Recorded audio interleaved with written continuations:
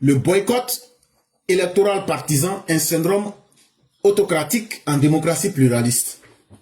Tout dernièrement, vous avez vu un Sébastien Dano Djedje sortir, menacer, boycotter. C'est devenu leur habitude. Hein? Voilà, donc ça ne surprend plus personne. Officiellement, le PPACI dit qu'ils n'iront pas aux élections. C'est encore... C'est leur marque de fabrique. Qu'est-ce que vous voulez? En démocratie aussi, chacun est libre de faire le choix qu'il veut. Mais quand un parti devient ce parti-là même qui sabote les élections, c'est d'abord un syndrome de dictature, d'autocratie. C'est la démonstration que ce parti est un parti de dictature. C'est-à-dire que quand eux, leurs dirigeants ne veulent pas quelque chose là, c'est toute la machine politique qui doit s'arrêter. Un parti qui fait du boycott une arme politique, dans un régime de démocratie pluraliste, s'exclut du jeu démocratique et en refuse délibérément les règles. Mais quand tu dis je boycotte les élections là, c'est bien beau, c'est ton droit, il n'y a pas de problème. Mais en boycottant le jeu pour dire je ne veux pas participer, tu refuses de reconnaître les règles de la démocratie. Et c'est là que les choses commencent à être intéressantes. Parce que je ne veux pas participer aux élections. Il n'y a pas de problème, c'est ton choix. Mais, ce que beaucoup ne voient pas, c'est que je dis aussi, je n'accepte pas les règles du jeu démocratique. Et ça, c'est dangereux. Parce que qu'est-ce qui est caché derrière, je ne veux pas accepter les règles démocratiques? Qu'est-ce qui est caché derrière? Ce qui est caché derrière, c'est le syndrome de l'autocratie. En réalité, là, c'est le syndrome de la dictature. Ce syndrome autocratique qui laisse le devoir démocratique d'opposition soulève la question de la légitimité et de la représentativité sociale démocratique de ce parti. Est-ce que toi, en tant que chef de parti, quand tu dis « nous, on ne va pas participer là », le « nous » là, est-ce que c'est toi, ta décision? Ou bien, ceux qui croient en vous, en tant que vos militants là, est-ce que c'est la décision des militants? Est-ce que pour une question d'élection là, est-ce que c'est la voix des militants qui doit compter? Ou bien c'est la voix du leader qui doit compter? Parce que quand le leader se lève et puis dit, nous on va pas aller là, ton nous là, ça condamne en même temps tous ceux qui sont tes militants. Or, tes militants n'ont pas dit qu'ils ne veulent pas aller voter. Et c'est là qu'on voit donc que c'est le syndrome de la dictature. C'est-à-dire, un individu prend une décision et il impose au groupe.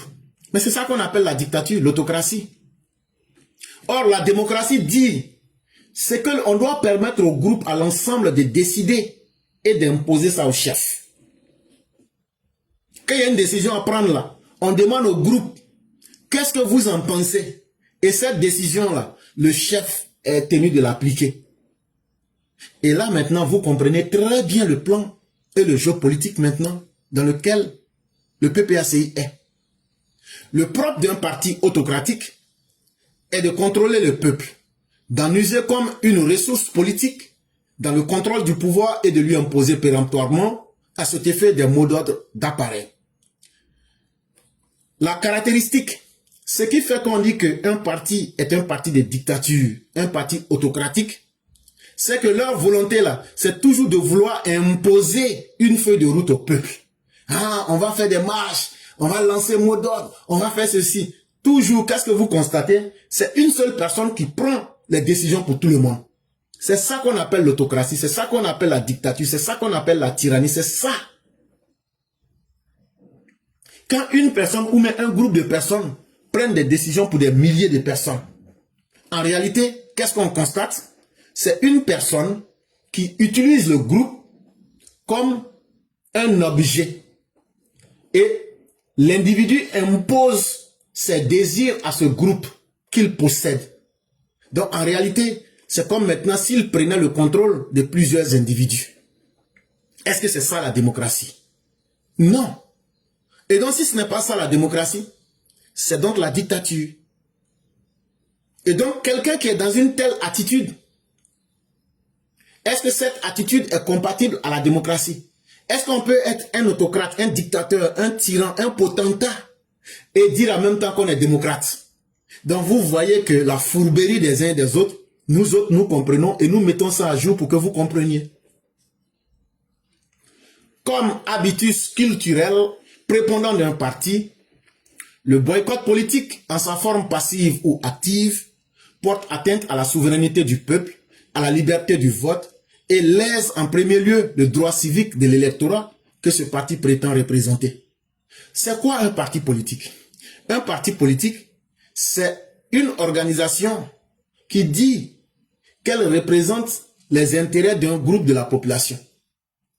Maintenant, les intérêts des personnes que vous représentez là, si vous décidez que bon, ces personnes-là ne vont pas aller voter, si vous prenez cette décision-là, est-ce que vous pouvez venir nous dire que le peuple est souverain? Est-ce que vous pouvez nous dire que vos militants sont souverains? Si vous dites, nous on n'est pas contents, donc nos militants là, on va leur dire de ne pas aller voter.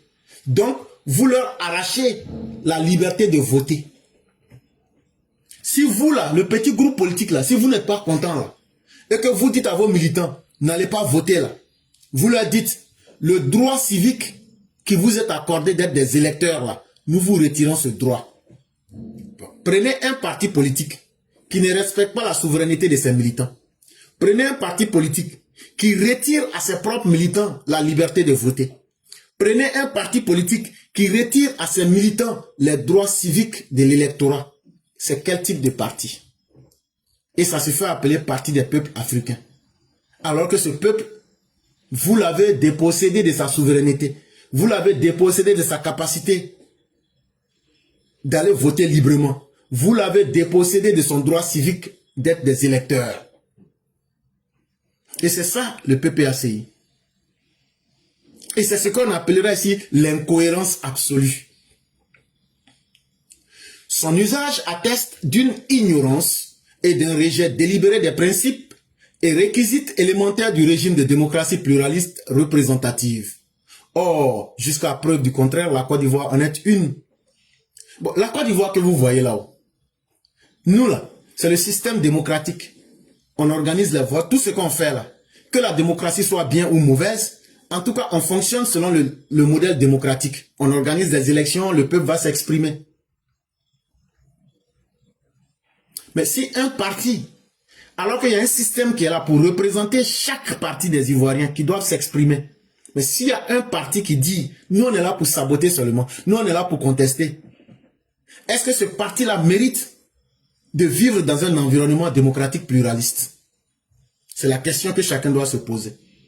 La reconnaissance constitutionnelle de l'opposition politique et l'activité de cette dernière sur le terrain, la liberté de publication de ces journaux sont les preuves factuelles patentes de la nature démocratique et pluraliste du régime politique ivoirien. Mais notre démocratie ne se manifeste pas simplement à dire aux gens allez voter. Non, non, non. Le fait qu'il y ait plusieurs journaux, le fait que chacun dise ce qu'il pense, le fait que sur le terrain, les gens peuvent montrer les preuves, les gens peuvent critiquer le gouvernement. Les gens peuvent utiliser des preuves factuelles pour dire ce qu'ils ont envie de dire. C'est tout ça aussi la démocratie. Mais en niant la démocratie, en niant ce droit à leur propre population électorale et à leurs partisans, est-ce que le PPACI est un parti qui peut accepter la liberté de publication des journaux? Est-ce que le PPACI peut accepter la liberté de penser?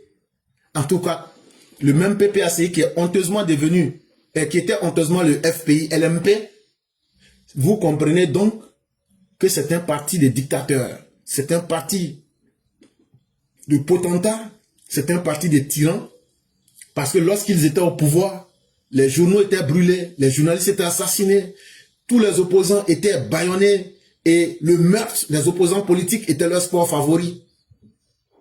Et aujourd'hui, qui n'ont plus cette capacité de faire cela, ils se sont retournés contre leurs propres militants en 2025. Et qu'est-ce qu'ils font à leurs propres militants? Dans le parti, c'est la confusion parce que les militants ne doivent pas parler. C'est la confusion parce que les militants ne doivent pas décider pour eux-mêmes. C'est la confusion parce que eux ils disent aux militants, ne votez pas pour vous choisir vos dirigeants. Allez contre vos intérêts, c'est ce que nous vous avons demandé. Tant mieux. Mais sachez que c'est une poche de dictature. À la suite des législatives de 2025, pourrait être légitimement posée la question en Côte d'Ivoire de la suppression pure et simple de ce parti qui s'étant spécialisé dans le boycott électoral, s'est marginalisé au-delà même des limites des partis extrémistes. Ce d'autant plus que ce parti semble agir dans une logique de contestation insurrectionnelle du régime de démocratie pluraliste parlementaire. Et donc, après les élections du 27 décembre 2025, il sera nécessaire de se poser la question: quelle est l'utilité d'un parti qui est une poche de contestation, une poche d'insurrection dans un régime de démocratie? Un parti extrémiste qui se marginalise volontairement pour être dans la violence, pour être dans la contestation et pour être dans l'insurrection permanente. Est-ce que ce parti mérite d'exister sur la scène politique ivoirienne? Est-ce qu'il ne serait pas temps de carrément délégitimer, de carrément supprimer de manière pure et simple ce parti politique, le PPACI, pour que les Ivoiriens et leurs militants qui sont pris en otage, on puisse leur donner l'alternative d'aller dans d'autres partis où ils peuvent au moins voter, où ils peuvent au moins s'exprimer, où au moins ils auront l'occasion de pouvoir donner des avis contraires. C'est aujourd'hui ce que nous demandons et que nous proposons. Merci à tous ceux qui nous ont suivis. Merci de nous faire confiance.